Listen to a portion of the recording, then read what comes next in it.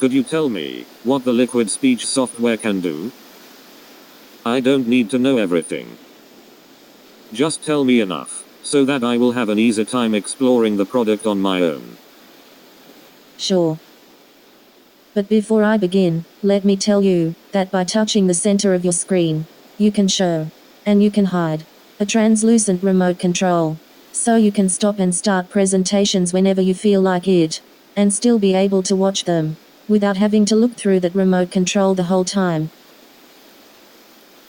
So, now I've explained that, I can move on. You asked what LiquidSpeech can do. The answer is, you can use it to create, edit, and organize presentations. You mean, like Apple Keynote, or Microsoft PowerPoint? Not quite. LiquidSpeech presentations are not mere collections of slides. They are more like movies of people presenting slides at conferences. Unlike in movies, what people are saying is represented using mere text, so very little storage space is required. This means you can store thousands of hours worth of material on a phone. You can listen to such material, or create it, to learn things that help you do your job better. And you can do this while commuting to work on public transportation, even when your phone has no reception. So, how exactly do I use LiquidSpeech to do that? Tell me how to use the software. There are 4 major areas that you will want to become familiar with. There is a theater, where your presentations are displayed. There is also a library, where you can choose which presentation to watch, and also where you can create new ones. There is a help area, where you can get more information about how to use the software. And there is a settings area, where you can configure adjustable parameters, for example to control the speeds at which various voices speak. The settings area also contains a screen that you can use to reset sample content and configurable software parameters to how they were when you first installed the LiquidSpeech software on your phone. I think I can remember that. The major components of the LiquidSpeech software user interface are a theater, where I can watch presentations, a settings area, where I can configure adjustable parameters, a library, where I can choose what I want to watch, and a help area. So, how do I create a new presentation? All you have to do is create a text file that contains what you want LiquidSpeech to say when the presentation is performed. Personally, I prefer to also include commands that tell LiquidSpeech to display some text or images and to use multiple voices. I would much rather listen to a conversation between 2 or more people than to a soliloquy. You can create text files, like those I just described, using any computer, and you can transfer them to the LiquidSpeech library using email or iTunes. Alternatively, you can use the hierarchical file system and text editor that are accessible through the LiquidSpeech library. I would rather not have to use other computers and email. Can you tell me how to create a new text file using only the LiquidSpeech software? I can easily do that. The toolbar at the top of the LiquidSpeech library screen contains a button that looks like a piece of paper. If you touch it, a new blank text file will be created for you. Very good. Now, what do I need to do in order to edit that new text file? Just tap your finger twice on its name, and that will cause it to be opened using a text editor. Then click the edit button, and type whatever you want. Don't forget to press the save button if you want to save your changes. You suggested I should include at least 2 voices in my presentations to make them sound like discussions. How do I do that? Whenever LiquidSpeech is asked to give a presentation that is represented by a text file, it reads out loud all of the text it encounters in that file, except for text that it recognizes as being either a comment or a LiquidSpeech command. Whenever it encounters a comment, it skips it, and whenever it encounters a command, it executes it. There exists a command that tells LiquidSpeech which voice to use to read subsequent text out loud. If you judiciously sprinkle commands of that sort throughout any text file, you will hear what sounds like a conversation whenever you ask LiquidSpeech to read the text file out loud. So, in order to create LiquidSpeech presentations that sound like conversations, I have to memorize specialized commands? Fortunately, you do not need to do that. Whenever I want to insert a LiquidSpeech command into a text file I am editing, for example, to specify which voice should be used to read the subsequent text out loud, I like to press the icon in the upper right-hand corner of the text editor that looks like a tiny keyboard in order to toggle between the standard alphanumeric keyboard intended for editing text and a custom keyboard intended for inserting LiquidSpeech commands into the text. I will now demonstrate some of the commands that you can insert into any file you are editing, merely by pressing buttons on the custom keyboard. Whenever you press a button on this custom keyboard, one fully functional command that includes default values for adjustable parameters will be inserted into the file you are editing at the cursor location. The set voice command determines which voice will be used to read subsequent text out loud. So let me verify that I have not misunderstood you. If a text file contains a set voice Tessa command, followed by 30 pages of English poetry interspersed with commands to play sounds of barking dogs, followed by a command to silence the dogs, followed by a set voice Lee command, followed by 40 pages of Greek poetry, then, when LiquidSpeech reads that text file out loud, I will hear the Tessa character reciting 30 pages of English poetry while dogs bark, followed by the Lee character reciting 40 pages of Greek poetry without accompaniment. Yes, that is what will happen. Tell me about the other commands. What else is there? You can use the play soundtrack command to play an audio clip. You can use the show image command to display an image. You can highlight a portion of a displayed image using the frame region or highlight region commands. Different opacities, shapes and colors are available. And you can use the insert text command to display text. You can incorporate any of the commands I just mentioned into any LiquidSpeech presentation by typing them yourself, or as I described before, by pressing buttons on the LiquidSpeech custom keyboard to have them inserted for you at the cursor location. Can you remind me again how to make that custom keyboard appear? You can toggle between the custom keyboard and the regular keyboard by pressing the keyboard icon in the upper right-hand corner of the LiquidSpeech text editor. Does LiquidSpeech support foreign languages? Yes, in any LiquidSpeech presentation, you can include text fragments that have been written in a variety of different languages.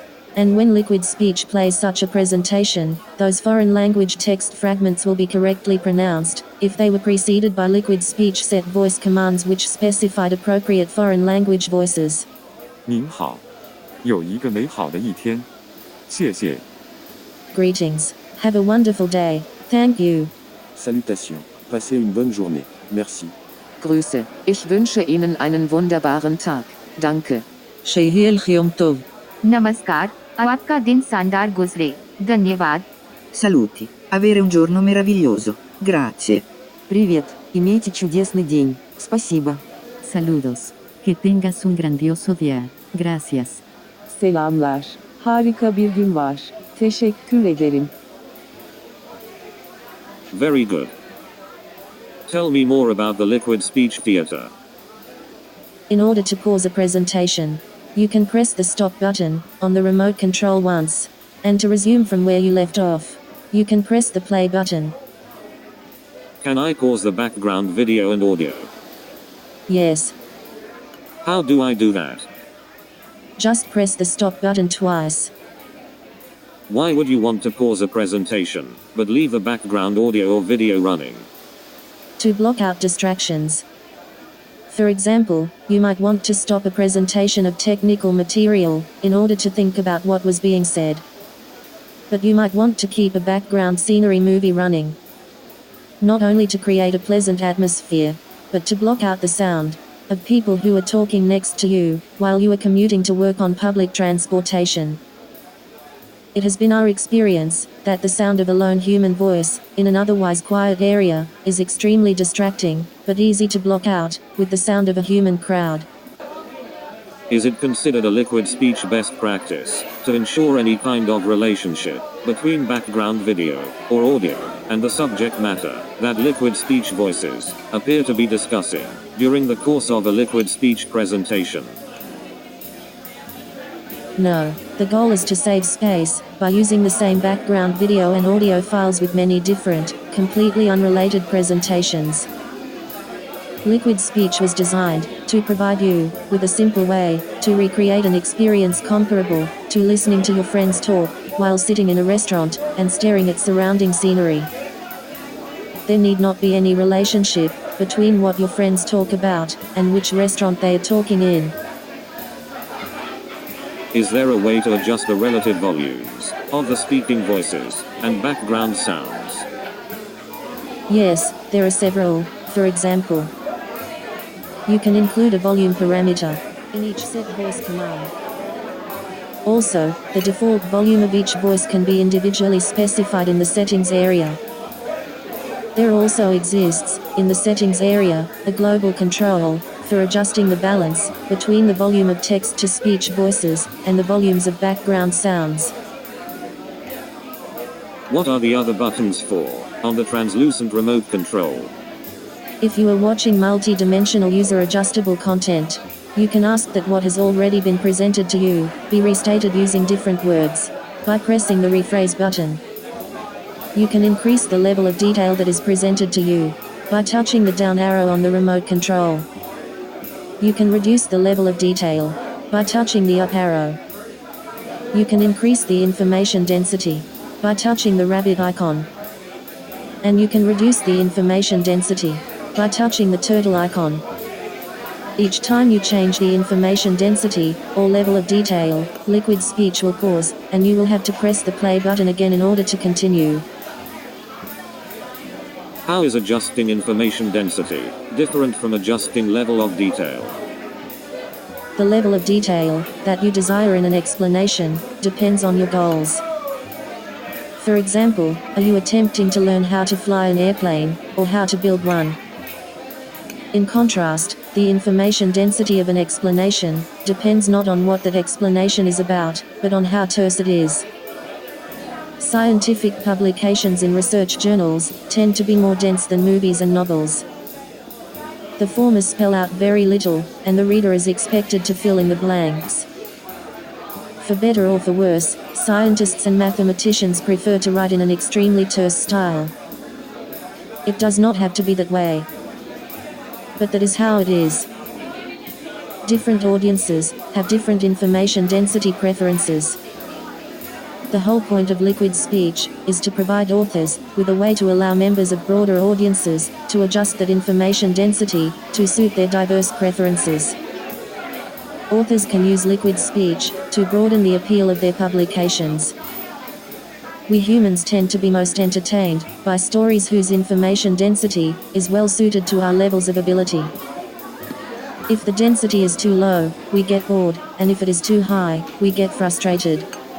Most adults are entertained neither by children's books, nor by scientific publications. Furthermore, our information density preferences change over time, and depend on many factors, including how fatigued we are. When I play different renditions of an explanation that all have the same level of detail and the same information density, can I expect them to differ from each other, only in the sense that they use different synonyms? Not necessarily. The Liquid Speech design philosophy is more broad than that. Each conversation in Liquid Speech is expected to have a purpose. Authors are the ones who decide what that purpose is. The purpose could be to explain some aspect of a technical concept, or it could be merely to entertain the end user with easy-to-understand banter. The different renditions of an explanation, about which you asked, namely those that all have the same level of detail and the same information density, are merely expected by the Liquid Speech design philosophy to all satisfy that same purpose. So a collection of explanations, which each describe a completely different example, that illustrates the same idea, and that have little or no wording in common with each other. Are a perfectly adequate liquid speech explanation design philosophy compliant set of alternative renditions. That is all I have to say, for now, about user adjustable media. I would like to move on, and tell you one last thing, about the liquid speech theater. If you touch the document icon, in the upper left-hand corner of the screen, you can toggle the theater between a text-only mode and a text and image mode that is intended for presentations that contain graphics. That is all I have to say about the liquid speech theater. Is there anything else you are curious about? Can you tell me more about the library? What do all those buttons do?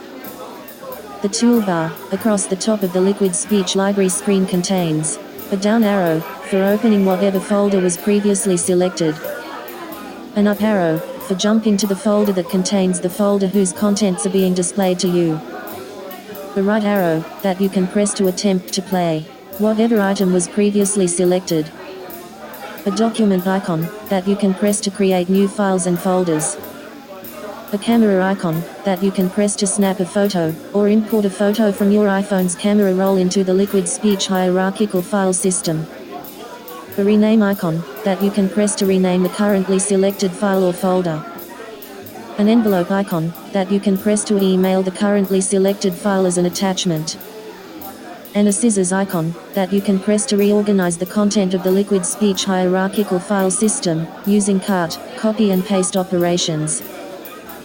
For example, you can press the scissors icon to copy or cut the currently selected file or folder. Or you can press the scissors icon to paste material that was previously copied or cut into the folder whose contents are being displayed to you. Is there a trash can to help me recover files I accidentally deleted? There is no trash can. In order to avoid accidentally losing material when moving files or folders, I prefer to first perform a copy operation to transfer the material I want to move to the clipboard.